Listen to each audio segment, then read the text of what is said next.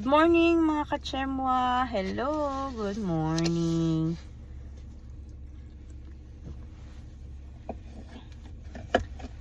Storytelling tayo mga kachemwa ko ngayon. Kwento ko lang, nasa Pilipinas ako, hindi ako nagkakape. Hindi ko trip yung kape kasi siguro mainit sa atin, naiinitan ako. Pero nakarating ako dito sa Canada. Naku, hindi ko na ma-start yung araw ko na walang kape. Kasi malamig. Siguro malamig. Pero, kahit hindi naman winter, nagkakape pa rin ako. Hindi ko ma-start yung day ko na walang kape. Siguro, nasanay na rin. Anyway, malamig. Malamig kasi ngayon. Lalo na ngayon, malamig dito. Mga kachemwa ko. Pakita ko sa inyo yung kalsada na nag-yellow. Ayan. Ayan siya. Yellow yan. Madulas. Yan.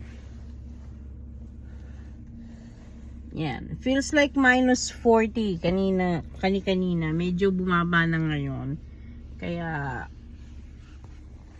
malamig talaga dito sa amin. May mga friends nga ako nagtatanong, Che, hindi ka ba nininervyos mag-drive? Actually, nakaka-nervous naman talaga. Ang pagdadrive dito sa amin, especially pag winter, napaka-challenging. Sobrang challenging. Kasi nga madulas. Madulas talaga.